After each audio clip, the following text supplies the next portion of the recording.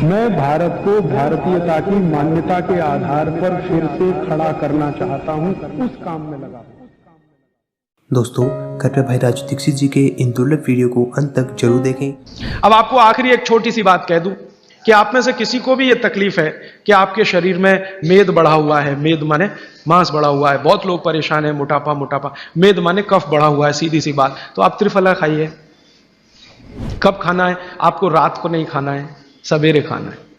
जिनको भी मांस बढ़ा है, शरीर पर मेद बढ़ा है, उनको अगर छाटना है, इसको कम करना है, तो त्रिफला सवेरे खाना, आंवला सवेरे खाना। आप त्रिफला नहीं खा सकते तो आंवला ही खा लीजिए, 4 आंवले 3 आंवले रोज खा लीजिए। आंवले को मुरब्बा बना के खा लीजिए, मुरब्बा को और आंवले का अचार बना के खा लीजिए, आंवले की चटनी बना के खा लीजिए, जैसे भी है आंवला खा लीजिए। 3 से 4 आंवला जितना होता है ये पेट में जाते रहे। और आंवले के बारे में आज के जो वैज्ञानिक कह रहे हैं, आज के, वो कहते हैं कि दुनिया का सबसे अच्छा एंटीऑक्सीडेंटल फल कोई है तो वो यही है। एंटीऑक्सीडेंट माने जो ऑक्सीडेशन की क्रिया को कम करे, और शरीर में हमेशा ऑक्सीडेशन चलता है। ऑक्सीडेशन में उम्र कम होती है, शरीर के हर अंग का क्षय होता है। तो अगर उम्र बढ़ानी है और अंगों का क्षय बचाना है तो आंवले से अच्छी कोई चीज नहीं। दैनिक जीवन में, भोजन में इसको जरूर धारण करिए। भागवती जी कहते हैं कि जब त्रिफला खाएं, आंवले के बारे में तो वो कुछ नहीं कहते, वो कहते हैं साल भर खाओ, 2 साल खाओ, रोज खाओ, कोई दिक्कत। त्रिफला खाएं तो 3 महीने लगातार खाने के बाद थोड़े दिन छोड़ देना। 3 महीने 90 दिन खा के थोड़े दिन छोड़ देना, माने 15-20 दिन छोड़ देना, फिर अगले 3 महीने खा लेना, फिर 15-20 दिन छोड़ देना, फिर 3 महीने खा लेना। क्यों कर लेना ऐसा? वो कहते हैं कि ये छोड़ना जरूरी है बीच में, नहीं तो शरीर को आदत लग जाती है, और वो आपने अगर छोड़ा नहीं तो आपको कुछ दुष्परिणाम भी दे सकता है। लगातार अगर त्रिफला खाया तो कई दिन ऐसा लगेगा कमजोरी आ गई, अगर बीच में छोड़ा नहीं तो छोड़ के खाना। अब किसी व्यक्ति के लिए जो छोड़ने का समय है वो 3 महीने से थोड़ा पहले भी हो सकता है, ज्यादा भी हो सकता है, इसलिए मैंने बीच का बताया। 3-3 महीने करके छोड़ के खाना। आगे प्रश्न जी, मात्रा कितनी? मात्रा में बता देता हूं। जिनको वजन कम करना है, वजन कम करने के लिए त्रिफला या आंवले का उपयोग करना है तो आंवला 3 से 4 और त्रिफला हमेशा बड़ा टी स्पून, एक तो छोटी चम्मच होती है, एक थोड़ी बड़ी चम्मच, तो 1 चम्मच, हाँ, गुड़ के साथ सुबह, नहीं तो शहद के साथ। और जिनको रेचक के रूप में उपयोग करना, पेट साफ करने के लिए, आंतों की सफाई करने के लिए, वो रात को खाएं। रात को भी आंवला लगभग 1 चम्मच, लेकिन छोटी चम्मच। कैसे खाना है? गुड़ के साथ कैसे मिलाएं? आंवले का चूर्ण आपके पास है, थोड़ा गुड़ ले लो, चूर्ण और गुड़ को ऐसे हाथ से मसल दो, वो लड्डू जैसा हो जाएगा, गुड़ उसको अपने में समा लेगा, फिर गुड़ खा लो। पीछे से थोड़ा दूध पी लो। मैंने आपको कहा था कि भागवती जी कहते हैं कि दूध एक ही चीज के साथ पिया जा सकता है, वो है आंवला। क्या कहते हैं बहेड़ा को? तानी। आप ऐसा करिएगा, ये प्रदीप भाई की दुकान पे चले जाइएगा, वो आपको शक्ल से दिखा देंगे, या कल यहां मंगवा के थोड़ा रख दीजिए, पहचान करने के लिए कि हर क्या है, बहेड़ा क्या है, आंवला तो आप सब पहचान जी। हरड़ा को कड़का बोलते हैं, हरड़ा को कड़का, बहेड़ा को तानिकाय, बहेड़ा को तानिकाय, आंवला को पाल नेल्लिकाय, आंवला को पाल नेल्लिकाय या नेल्लिकाय, सीधे कर दीजिए। ये तीनों नाम है। ये प्रदीप भाई ने एक सवाल पूछा है कि अगर हम वजन कम करने के लिए या मांस कम करने के लिए खाना चाहते हैं तो 2 बार खा सकते हैं? बिल्कुल नहीं, एक ही बार के लिए नियम है। सुबह ही सुबह आपके लिए सबसे अच्छा है। जो बाजार में त्रिफला चूर्ण मिलता है वो खा सकते हैं? मेरी आपको एक विनती है, बाजार का त्रिफला चूर्ण लाने से अच्छा है बाजार से आंवला लाना, बहेड़ा लाना, हरड़े लाना, कूट पीस के अपने घर में बनाना। क्योंकि बाजार में कई बार बहुत सारी चीजें हैं जो कॉमर्शलाइज हो चुकी हैं और उनके असर अगर कम हुए तो आप भागवत को गाली देंगे। इसलिए रॉ मटेरियल लाके घर में तैयार करना, कूट पीस के। जी, आपने गुड़ की बहुत महत्वपूर्णता बताई, परंतु डायबिटीज पेशेंट्स क्या करें उसके लिए? गुड़ आप डायबिटीज में खाइए, भरपेट आंवले के साथ खाइए, त्रिफला के साथ खाइए, कोई तकलीफ नहीं, कोई तकलीफ नहीं है गुड़ खाने में। डायबिटिक लोग भी गुड़ खा सकते हैं, शुगर ना खाएं। और जूस का क्या करें? डॉक्टर्स तो कहते हैं डायबिटीज डोंट ईट फ्रूट्स करके। आप बिल्कुल चिंता मत करिए, आप भगवान की दी गई जो शक्कर है, ईश्वर की दी गई शक्कर है, जूस में है, फल में, वो आपको शायद मालूम है या नहीं। शक्कर जो है ना, शुगर, इसके कई रूप हैं। एक है ग्लूकोज, एक है सुक्रोज, एक है फ्रक्टोज।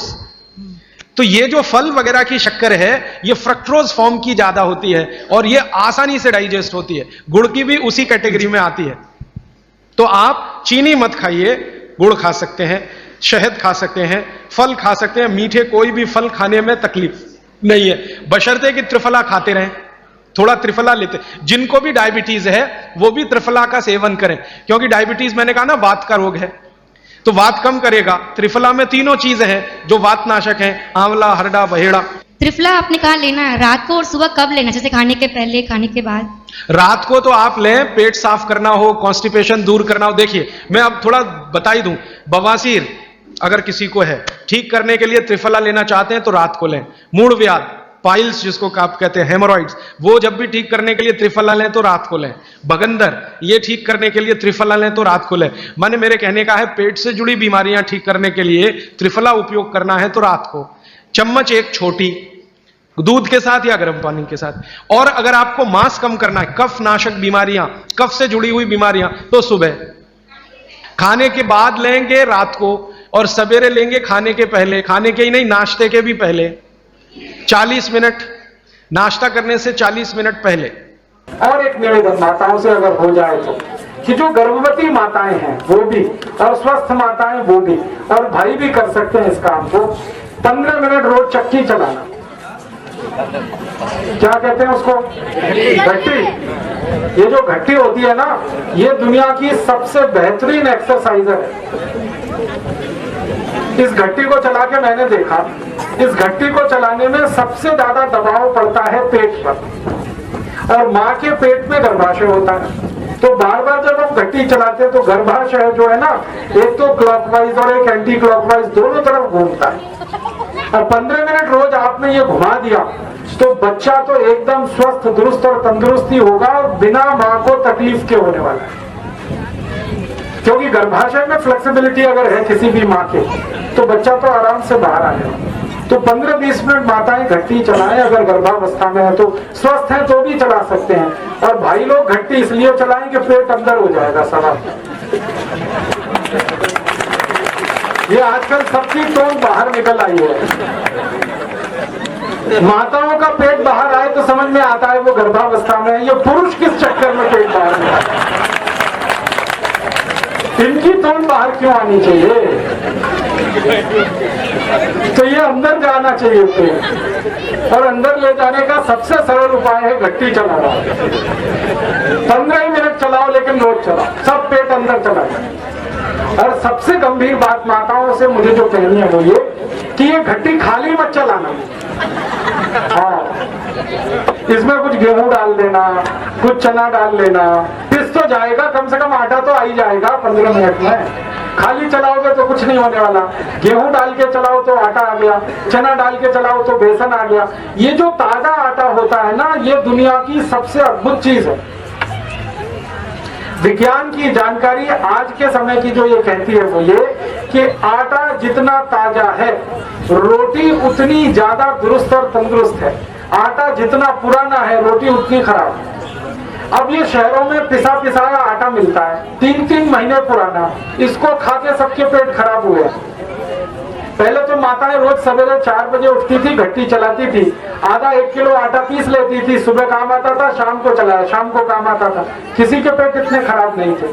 जब से ये आटा आ गया पैकेट वाला, पेट खराब कभी से हो। तो अगर आप घट्टी चलाओ और 15 मिनट में मैंने देखा आधा किलो गेहूं आराम से पिस जाता है, आधा किलो चना पिस जाता है। उतना आटा एक समय के लिए काफी है, दूसरे समय चला लो उसके लिए काफी है। तो ताजा आटा जितना आप खाओगे, शरीर उतना ही दुरुस्त और तंदुरुस्त रहने वाला। आटे के बारे में आयुर्वेद में कहा गया कि पिसने के 48 मिनट के अंदर उसकी रोटी बन जानी चाहिए, रोटी बनने के 48 मिनट के अंदर उसको खा लेना चाहिए। अगर इतना कर पाए तो बहुत अच्छा। और मुझे लगता है गांव में तो ये सब कर सकते हैं, क्योंकि घट्टी गांव में जिंदा है। दोस्तों, यदि आपको भाई सिराज दीक्षित जी द्वारा बताई गई ये जानकारी अच्छी लगी हो तो कृपया करके अन्य देशवासियों तक यह वीडियो जरूर पहुंचाएं। और यदि आप ऐसी ही जानकारियां रोज पाना चाहते हैं तो कृपया करके आयुर्वेदिक उपचार को सब्सक्राइब कर घंटे का निशान जरूर दबाएं। धन्यवाद।